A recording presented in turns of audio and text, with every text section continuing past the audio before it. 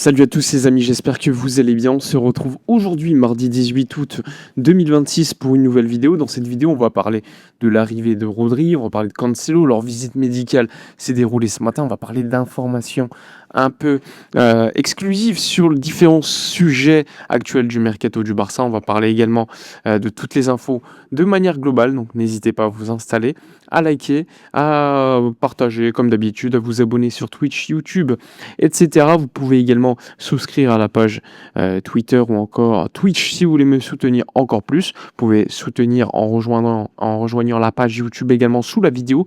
Bref, pas mal de choses. Il y a un voyage que j'organise avec une agence de voyage certifiée. Donc, si vous voulez participer à ce voyage direction le Spotify Camp Nou pour le match Villarreal-Barça, donc match à domicile contre une belle équipe, Villarreal, au mois de novembre. Donc, si vous êtes intéressé, n'hésitez pas.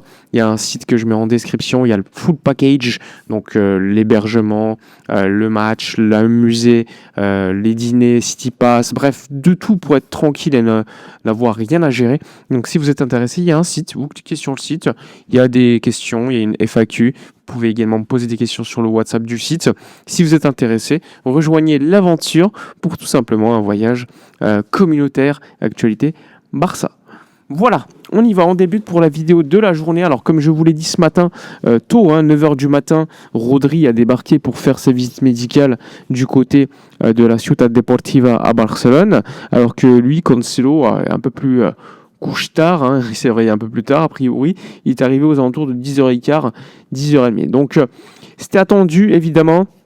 On s'attend particulièrement aujourd'hui à l'officialisation des deux transferts. Bon, si ça ne se fait pas aujourd'hui au niveau officialisation, ça devrait être demain, mais normalement, c'est bien aujourd'hui que sont attendues les différentes officialisations, puisque la présentation de Rodri, l'officialisation, signature dans les bureaux du club, etc., sont attendues aux alentours de midi. Pareil pour Joao Cancelo. Donc on s'attend aux officialisations, donc hâte évidemment d'avoir l'officialisation. De toute façon, comme vous le savez, on relaie directement sur les différents réseaux sociaux, sur Twitter notamment, Actualité Barça, pour avoir véritablement toute l'actu la plus fraîche. Alors vous l'avez vu hier, on a suivi en live l'arrivée de Rodri. Bon, il avait 1 heure de retard, Rodri quand même, sur son arrivée du côté de Barcelona El Prat à l'aéroport. Il était parti depuis Manchester.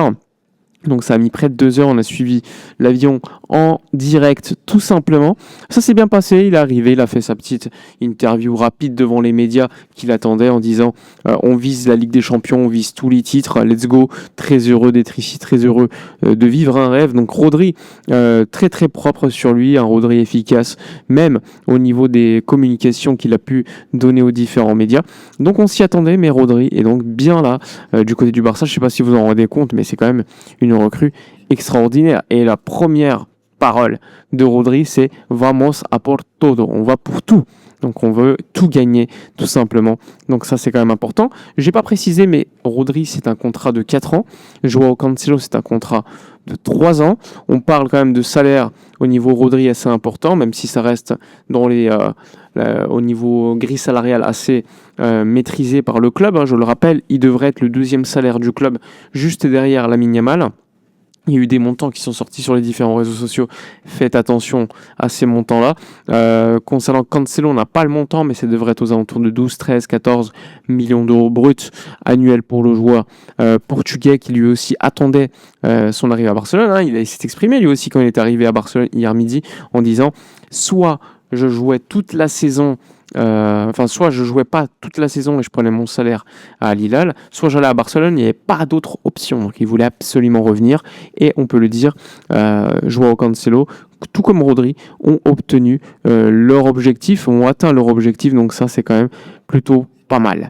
Sinon, je voulais aussi parler au sein de la vidéo, un peu après, là on va parler d'Alvarez, mais juste avant, je voulais parler un petit peu d'un joueur qui, franchement, m'impressionne un peu. C'est Hamza Abdelkarim lors de cette pré-saison. Quand même un jeune qui est arrivé au mois de janvier. Il a mis un certain temps pour pouvoir jouer pour des raisons bureaucratiques. Avec son arrivée depuis l'Égypte, il fallait gérer ça. Il est arrivé, il a pris beaucoup de muscles quand vous le comparez avec son arrivée. On parle d'un joueur à l'époque très très jeune, et encore aujourd'hui qui est très très jeune, mais qui ne connaît pas Barcelone, qui ne connaît pas l'Europe, qui débarque tout seul avec son agent et quelques membres de sa famille. Et au fur et à mesure, il joue quelques matchs en juvénile A. Je crois qu'il joue quasiment pas de match en équipe B, hein, je crois.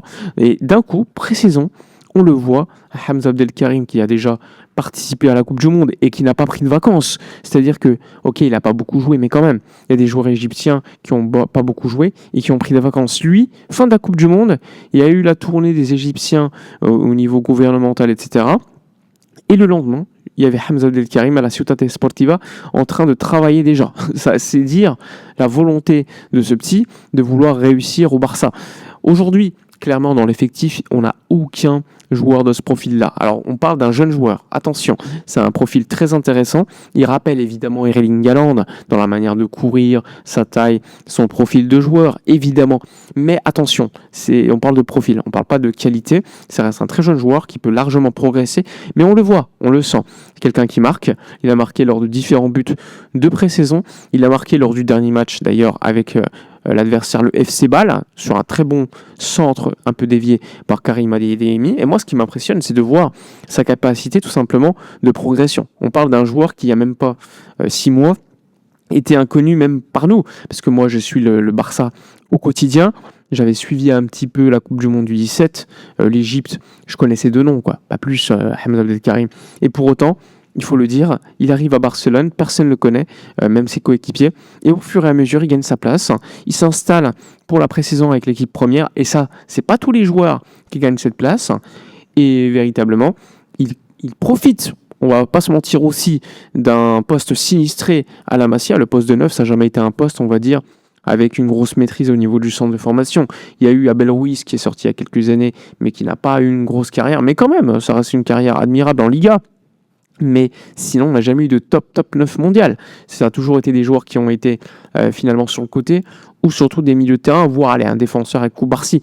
Mais globalement, un numéro 9, c'est très rare. Et il a fallu qu'on aille piocher à Al Ahly pour 1,5 million d'euros plus bonus, pour tout simplement avoir un joueur de ce profil-là. Et donc c'est super cool. J'espère en tout cas qu'il va progresser et continuer sur cette lignée-là. On voit que les réseaux sociaux en Égypte sont quand même à l'affût sur Hamza Abdelkarim, qui pourrait être la plus grosse star du football égyptien lors des prochaines années. Donc hâte de voir ça. Et en tout cas, moi j'ai une petite attache par rapport à Hamza Abdelkarim, par son parcours, sa volonté, c'est évidemment son caractère au niveau progression qui va être intéressant à suivre. Et évidemment, son profil de joueur qui est quasiment inexistant, voire qu'il l'est dans l'effectif. Donc hâte de voir la progression de Hamza, même si pour l'instant je me dis pas qu'il va être titulaire au Barça, hein. Mais hâte de voir d'ici quelques temps, quelques mois, on sait jamais, quelques années, je ne sais pas, voir ce qu'il pourrait donner au niveau club au Barça. Ensuite, je voulais revenir sur Julián Álvarez, parce que hier, en fait, il y a eu une émission à Chiringuito qui a repris, avec notamment José Alvarez et Jota Jordi qui se sont exprimés sur le dossier Alvarez. Et moi, vous me connaissez, j'aime pas vous faire miroiter des transferts. C'est-à-dire que pour Rodri, j'en ai parlé, j'étais convaincu à 100% parce que j'avais les informations adéquates, j'avais un petit peu plein d'éléments de toutes les parties, City, joueurs, agents, entourage, Barça, bref. Tout cela m'a permis de pouvoir avoir une certitude sur le dossier Rodri. Sur le dossier Alvarez, je vais vous dire un petit peu ce que j'ai personnellement. Alors, on revient déjà sur ce qu'a dit Jota Jordi. En gros, hier, il a expliqué à El Chiringuito que tout dépendait de Gilmarín, qu'il fallait que Gilmarín change d'avis, qu'il espérait qu'il change d'avis parce que ça n'avait pas de sens de garder un joueur qui n'était pas heureux, blablabla, toujours la même chose, toujours le même truc. En gros, pas une grosse information, même si à la fin de l'émission, il a quand même dit il va signer au Barça, sans préciser quand. Il explique que si ça se fait pas cet été, le Barça reviendra au mois de janvier. Bref, encore une fois, des rumeurs, on va dire, qui existent certes, mais qui ne nous avancent pas. Moi, ce que je peux vous ajouter, parce que comme vous le savez, j'essaie d'avoir des informations de différentes parties. Côté Atlético, on le sait, je vous l'explique à maintes reprises, c'est eux qui ont le contrôle de la situation et eux estiment que le joueur ne va pas quitter le Barça, ne va pas quitter l'Atlético, et va rester. Donc ça, c'est un élément. Sachant que cet après-midi, il y a le Cholo qui devrait parler en conf de presse. Il y a les matchs à domicile au Real Metropolitano. Il va peut-être pas être titularisé, mais pour être sifflé lorsqu'il va jouer. Bref, ces éléments-là, du côté Atlético, on les a. Du côté Barça, on le sait que c'est compliqué, mais on veut tenter le coup. on le sait, il faudrait un changement d'avis de Rilmarine qui pour l'instant est compliqué, blablabla. Côté joueur maintenant, moi ce que je peux vous dire, côté entourage du joueur, notamment au niveau familial, on va pas rentrer dans les précisions pour protéger quand même également les différentes sources. Moi ce que je peux vous dire, c'est que niveau entourage du joueur, niveau proche familial du joueur, c'est qu'on est dépité. On est dépité parce qu'il y a une volonté de quitter l'Atlético pour le joueur pour aller à Barcelone, mais pas que. Il faut savoir que même de l'entourage du joueur, ils ont tenté de contacter Rilmarine, le président de l'Atlético. Il faut savoir que l'agent du joueur également, Fernando Hidalgo, a essayé de contacter le président de l'Atlético, aucune réponse. Donc, on sait qu'il y a quelques jours, il était en vacances, ok, il n'y a pas de problème, mais aujourd'hui, il n'y a toujours aucune réponse aux tentatives de contact. On parle quand même du président de l'Atlético qui met des remis et des vues à l'entourage proche, familial, agent de son probable meilleur joueur de l'effectif. Alors, c'est pas forcément positif pour le joueur déjà, mais ni pour la famille, l'entourage, et pour la situation de manière globale pour l'Atlético. Mais bon, c'est leur droit, il y a une situation contractuelle à gérer. Là, du côté de la famille du joueur, ils expliquent que le joueur a bien reçu promesse de la part de Rilmarine au mois de février. Maintenant, moi, le questionnement que j'ai, c'est pourquoi un agent d'un joueur comme ça signe à l'Atlético avec une clause libératoire de 490 millions d'euros. Pour moi, ça n'a pas de sens et c'est tout simplement piégé. Il n'a même pas prévu l'alternative. Je suis désolé, tu sais que tu vas signer à l'Atlético, tu sais que niveau titre, voilà quoi, c'est pas forcément le club où il y a plus de probabilité de gagner des titres avec tout le respect qu'on a pour eux, évidemment, attention. Hein. Mais bon, c'est la réalité. C'est une équipe qui est très compétitive, il n'y a pas de problème, ils vont te faire chier chaque année. Mais niveau titre, c'est un néant, quoi. C'est très rare qu'ils gagnent des titres. Mais pourtant, un joueur qui gagnait chaque année des titres à City, à River, en Argentine, a décidé de quitter tout ça pour un club, on va dire, moins huppé que ce qu'il avait avant. Et qu'il gagne très rarement, en réalité. Donc, niveau familial, on essaie de contacter le président de l'Atlético, il n'y a pas de réponse. Évidemment que les relations sont exécrables désormais entre l'agent et l'Atlético. L'Atlético qui ne veut pas entendre parler de Fernando Hidalgo ou de l'autre agent, je crois que c'est Sergio Pérez si je ne me trompe pas. Donc c'est un sacré bourbier et tu as le club et tu as le joueur qui est entre les deux. Le joueur qui est très attaché à sa famille et à son entourage, et son agent qui a toujours été là déjà depuis quelques temps. Et de l'autre côté, tu as l'Atlético qui est en mode on veut pas parler d'un départ du joueur. On sait que Alvarez reçoit contact quasiment depuis quelques jours de Arsenal avec Mikel Arteta en tête et qu'il refuse constamment pour l'instant d'aller en Angleterre parce qu'il veut aller à Barcelone. Donc là c'est une situation complexe pour moi qui n'a aucune bonne solution pour le Barça puisqu'au final je ne vois pas Rilmarine changer d'avis. C'est ma position depuis de longues et longues semaines. C'est ma position qui peut évidemment déplaire.